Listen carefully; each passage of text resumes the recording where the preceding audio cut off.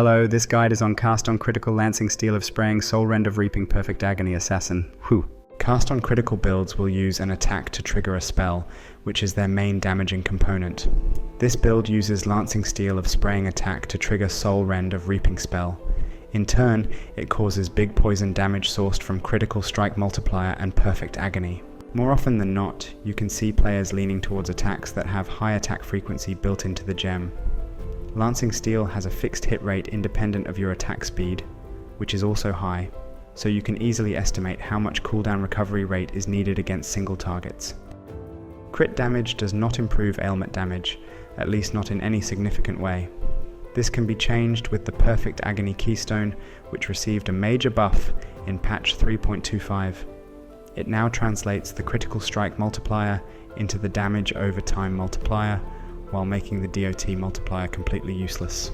This archetype suits Assassin the most thanks to the toxic delivery, which grants poison damage and crit chance, noxious strike, opportunistic, and unstable infusion from the Assassin's arsenal are all excellent additions to this build. Remember, you need 100% crit and poison chance. SOULREND of Reaping is a bare-boned chaos projectile spell, but it does have high damage and crit chance, one of the highest you get without any drawbacks or strings attached. It's improved with piercing shots and Asenath's gentle touch gloves, so you don't need to worry about clear speed.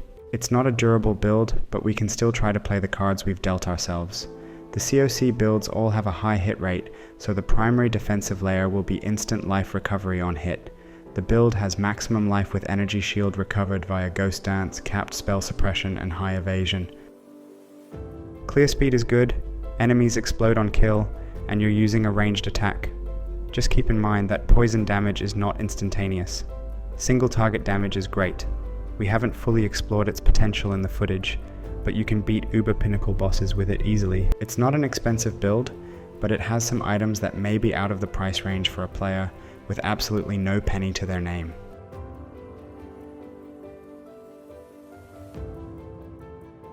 The Covenant, Asenath's Gentle Touch, and Anathema are must-have.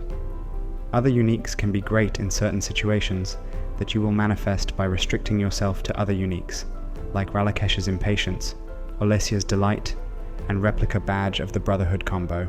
Using too many uniques will make gearing up more difficult. The Covenant adds tons of chaos damage to your socketed skills, which directly increases poison DPS.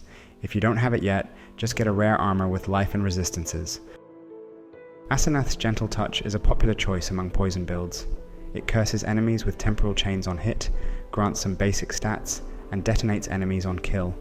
You can corrupt them for a chance for 1 extra maximum frenzy charge. That would be great. Ralakesh's Impatience. Pair it up with Olesia's Delight and Replica Badge of the Brotherhood. The lack of maximum life, movement speed, and other mods you can find on rare boots is a major downside, and so these boots are highly optional. Olesia's Delight grants 8% more damage with poison per frenzy charge, which you will probably have 7 or even 10 of. You will no longer gain frenzy charges, which is bad if you don't want to use Ralakesh's Impatience. A lot of players lean towards Replica Badge of the Brotherhood Amulet for additional maximum endurance charges, which were improved in patch 3.25. You can't really fortify yourself, but you can generate endurance charges with Enduring Composure from a small cluster jewel. Despite being an assassin, you will struggle with crit chance, especially if your budget is low. Ungil's Harmony Amulet grants tons of crit chance, some life, and attributes. The downside does not apply. Replica Dragonfang's Flight. The obvious choice for spell builds due to the abundance of various utility mods and one for damage of a specific skill, SOULREND in our case. You will apply 5 curses, Temporal Chains, Despair, Enfeeble, Punishment, and Assassin's Mark. Anathema is needed for that. If you can afford one, we recommend the Light of Meaning with increased chaos damage. Socket it near Ghost Dance of Fervor. The build lacks cooldown recovery rate, which is not a problem because it doesn't have hit rate to match it. If you want to increase your trigger rate, you need 52% cooldown recovery rate in total, which is found on boots and belt. Get this specific Balance of Terror and cast Temporal Chains every 10 seconds if it would help you reach 52%, and you will need more attack speed to match it. You're using Malevolence and Grace. You may also host level 1 clarity to unlock the one specific mod on a Watcher's Eye that reduces the mana cost of all skills. It's a COC build, so it's quite complex to assemble. You need to cap your crit chance and then look for the critical strike multiplier. Note that damage over time multiplier does nothing for this build due to perfect agony, but you can still benefit from the regular damage over time, poison damage, and ailment damage or duration. Also, note that Lancing Steel of Spraying has a fixed fire rate per swing that's independent of your attack speed. You can create more sources of these projectiles with high enough attack speed, and increasing the number of projectiles only makes them last longer. Increasing the gem level of SOULREND is also a good way to gain DPS, but there are not a lot of opportunities for it in this setup. You will struggle with mana cost, so try to reduce it with all means necessary. Mana on hit and instant leech will help you here, but the cost alone makes it difficult anyhow. Reservation efficiency is good for the same reason. 139 strength will be needed for shield charge and immortal cry. You need no accuracy. You will need some additional poison chance, and for that, we recommend using a tattoo of the Taohe Shaman.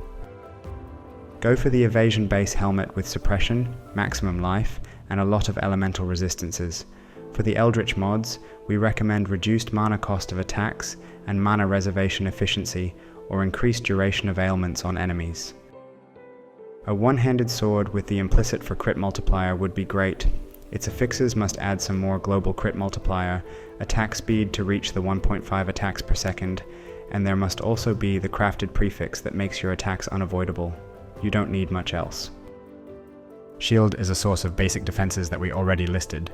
Note that Shaper or Hunter influenced shields may have a special suffix for local mana reservation efficiency, and with it you won't need enlightened support. Keep boots simple. Just the basic defensive stats with movement speed will be enough. For Eldritch mods, you should get increased cooldown recovery rate or faster poison, and action speed or chaos resistance. Use a rare belt if you need maximum life, resistances, and strength. In most cases, we recommend Olesia's Delight. The only redeeming quality of a rare amulet is the possibility to gain a lot of global crit multiplier with maximum life, resistances, and attributes. Life on hit is also great. Your non-unique ring has to have strength, maximum life, resistances, and a crafted prefix that lowers the mana cost of all skills by 7. Jewels are your source of maximum life, attack speed if you need it, and critical strike multiplier, especially critical strike multiplier for spells. 1 or 2 large chaos damage cluster jewels with the notables one can usually find in poison builds are required. Quick Gateway increases crit chance, movement, and attack speed. Basics of Pain increases crit chance and damage. You can find them on medium critical strike cluster jewels. Enduring Composure from a small cluster jewel can be implemented if you need to generate endurance charges. It is also present on some Megalomaniac medium cluster jewels, mixed in with other useful notables for reservation efficiency, crit chance, poison damage, and so on. Grasping Nightshade. That's how we plan to apply Withered. Use it against bosses, and turn it on only for a second or two, depending on your mana sustain.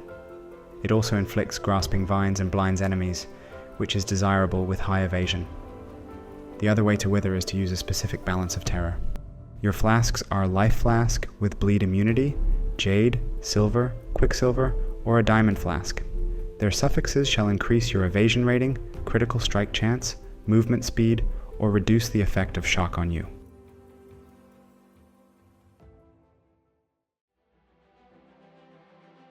Lancing Steel of Spraying is the attack that triggers Linked Spell.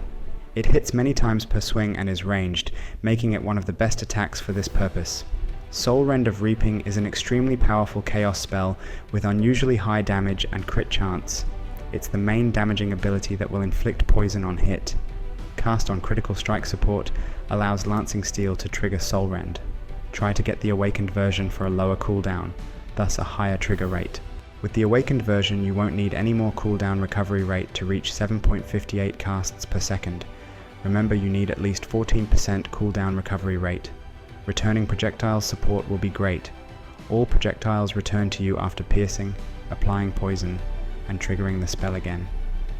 This way they can trigger SOULREND on their way back, but the limit of CDR is still keeping you from triggering it too often. It only makes your projectiles stay longer to hit an enemy. You will also use Void Manipulation and increase critical strike support gems. Use Malevolence for more damage over time and increase skill effect duration. Use Grace for more and increased evasion rating. Arctic Armor. While stationary, you take less fire and physical damage. It also grants freeze immunity. You're stationary when attacking and after taking a big hit that stuns you, so it's reliable. Link these with Enlighten support to reserve less mana. Arcanist Brand triggers all linked spells once attached to an enemy. Use it against bosses. All these spells are hexes. Despair is a curse that lowers chaos resistance, increasing poison damage the enemy receives. Enfeeble reduces accuracy rating, so their hits are easier to avoid, and causes enemies to deal less damage. With Punishment, enemies that are on low life take vastly increased damage. Use Assassin's Mark for increased critical strike chance and multiplier against marked enemies. Link it with Mark on hit and life tap support gems. It will be triggered automatically when needed and won't cost any mana, only life. Immortal Call causes you to take less physical and elemental damage for a brief moment. Pair it up with Automation. Immortal Call is triggered whenever it's off cooldown. Shield Charge is the mobility skill you can use to traverse the terrain with haste. Hook it up to faster attacks and life tap support gems. Blood Rage, more attack speed, life leech, and frenzy charges on kill. The life drain should be manageable as long as there is a target to leech from. Keep Clarity at level 1. Watcher's Eye has a good mod for it that reduces the mana cost of all skills. You can also replace it with Vitality. There's the Watcher's Eye mod for instant life on hit with Vitality that's also great.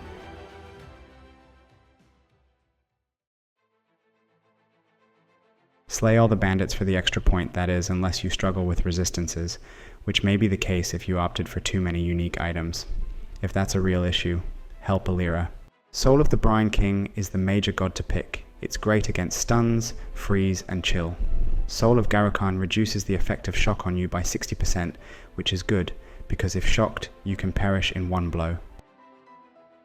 On the passive skill tree, seek maximum life, frenzy charges, critical strike chance, critical strike multiplier, poison damage, chaos damage, chance to poison, damage over time that is not damage over time multiplier, and evasion. Your keystones are Perfect Agony, Ghost Dance, and Mage Bane. Get Leech Mastery for instant leech, Mana Mastery for reduced mana cost of skills, Life Mastery to shift some mana cost to life, Mark Mastery for frenzy charges, Poison Mastery to disable enemies' critical strikes, Dot Mastery to make ailments last longer, Critical Mastery for crit multiplier or gem level to critical support gems if you need CDR with the Awakened COC support.